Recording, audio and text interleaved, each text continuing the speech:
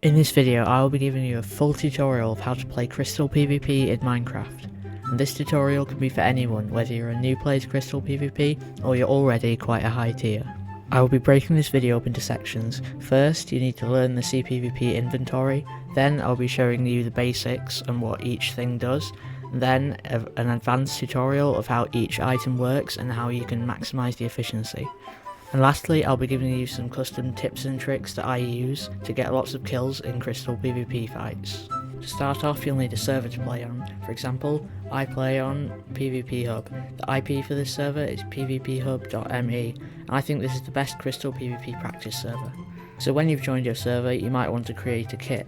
Now here, this server is very easy to use. You can just type /k for a kit, and then create one. Now this is what a basic Crystal PvP kit looks like.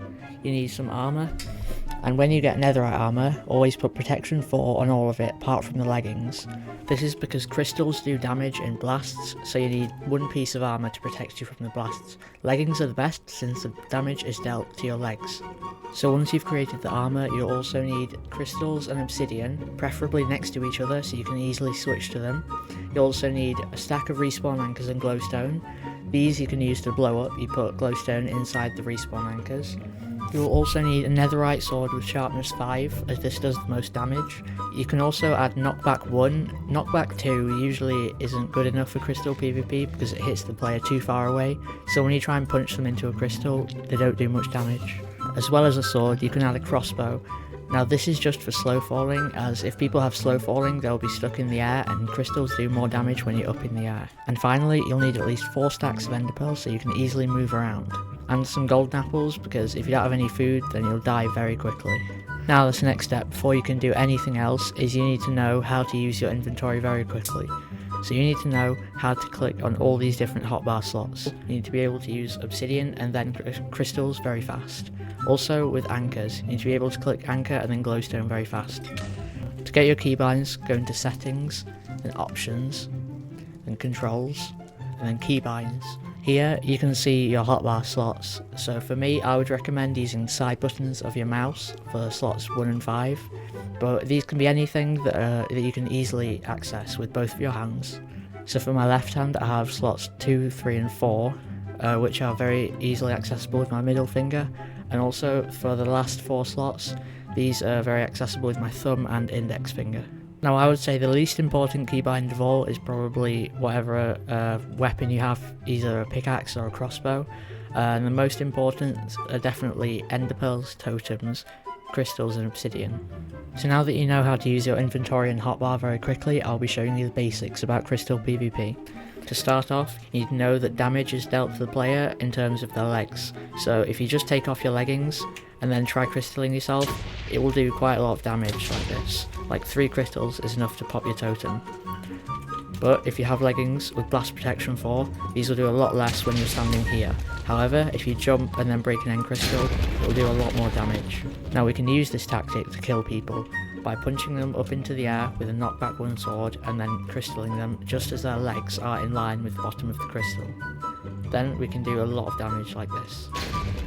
The same thing goes for respawn anchors. You can place a respawn anchor and then place glowstone in it, then switch to your totem and break it. This will do the same amount of damage to you and the other player, so how we can avoid this is pretend that's the player. You can place an anchor here and then block it so we don't take as much damage, but the player there has nothing between them and the anchor, so they will take damage. And now that you know how these features work, you'll need to use them faster. Crystals, what I do is usually I hold down right click on my mouse and then press left click as fast as I can. There is a faster way to do this, which is just spam right click and then left click, but that's harder if you're trying to hit someone in the air and then do that. So I usually hit someone in the air, place obsidian, and then hold down right click and spam left click. So once you're able to do that quickly, you can try training with people or DTAP bots. On this server, PvP Hub, you can type /train and then you can spawn a DTAP bot. And these won't hurt you, but you can just keep practicing on them. Once you have another player or a DTAP bot, you can practice crystalling them. You might want to start by placing obsidian and then hit them and then place crystals. So once you're able to do that very simple step like this,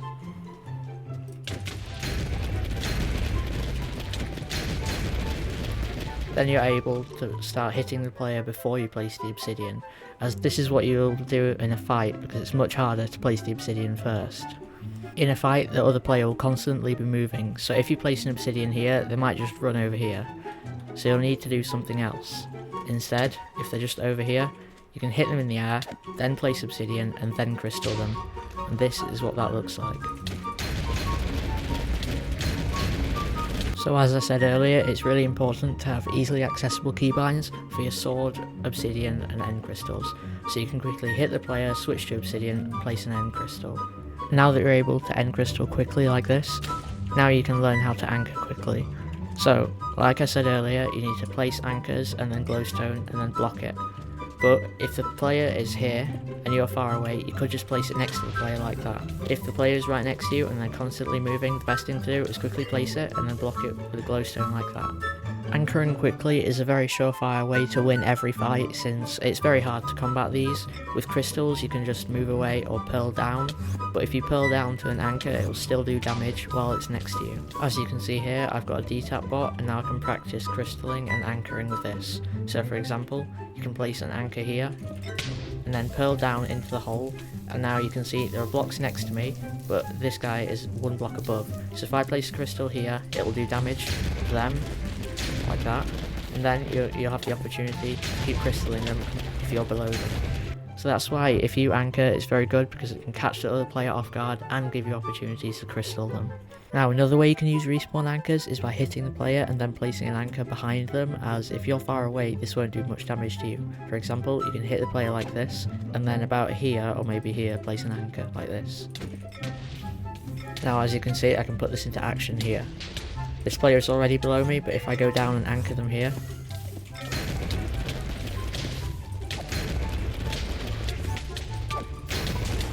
it gives me the opportunity to crystal them as I get below them from my own anchors. Now my favourite way to use anchors is by placing them above you, so in line with your head when you're in a cave. For example here, now I'm in a hole, so now they're above me, I place the anchor here, and then I keep doing it here.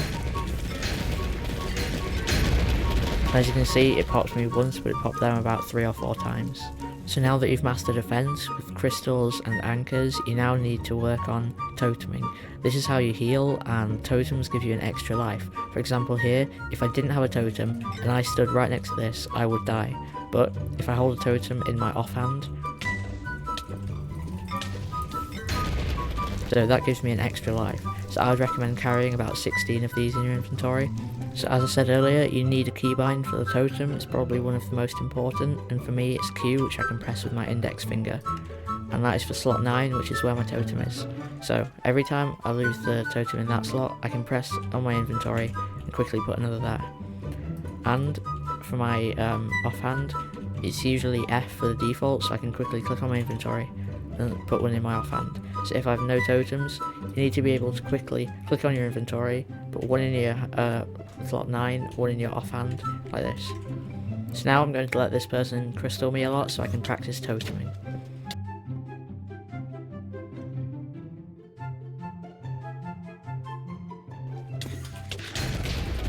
But once you're in a hole and you're on low health, you might be thinking, how do you heal? Well, that's why I brought golden apples. These can heal you a lot, and they replenish 4 bars of hunger, which is why they're good during crystal PvP fights. For example here, if I detap this guy just a couple times,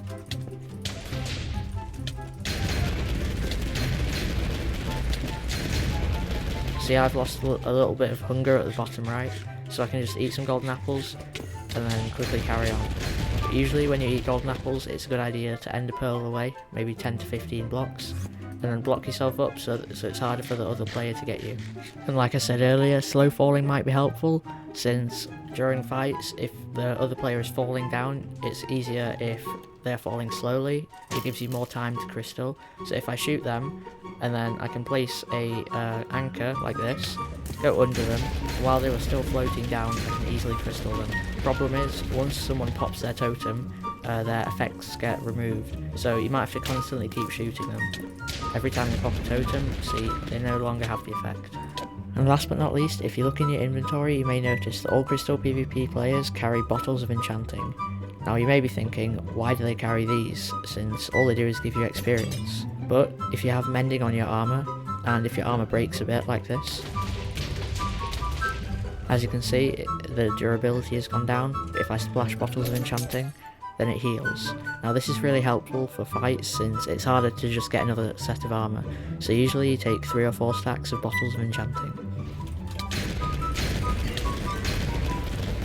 As you can see there, I just killed someone, but now my armour is down on durability. So all I can do is spam XP bottles with right click, and now my armour is healed. This is really helpful for mid-fight. So I would recommend carrying 2 to 4 stacks of bottles of enchanting in your inventory, not right in the middle since you need the space for totems. As I said earlier, I'll be giving you some custom tips and tricks at the end of the video, so these are my favourite tactics of how to get kills quickly in Crystal PvP fights. So first of all, if the land is hilly and there is a place which is lower than where the player is, I would always pearl down into it quickly and then try and crystal them before they realise.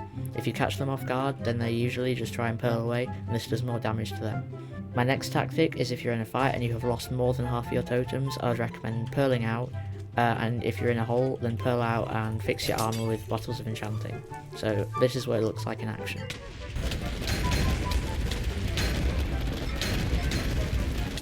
As you can see there, I lost a lot of totems, so now I'll go and heal my armour. Now I'd also recommend putting more totems in the middle of your inventory so they're more easy to access. Now my next tactic is anchor spamming. For example, if here's the player, then you place 2 anchors like this, and then fill them both with glowstone and explode them both, so the player will take more damage as they're falling. As you can see there, anchor spamming is very good when you're at the surface because the player is falling, but you can still spam anchors and they will still take more damage.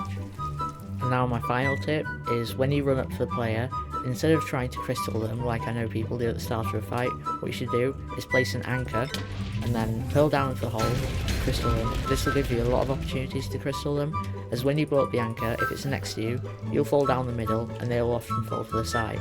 So when they're at the side, this gives you more of an opportunity to crystal them like this. And once you can do all these things with speed, you can practice fighting with other players, and this is what a proper CPvP fight should look like.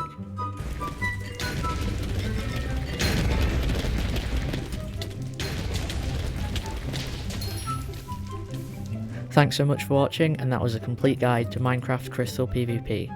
I hope this helps, and if it does, please let me know in the comments.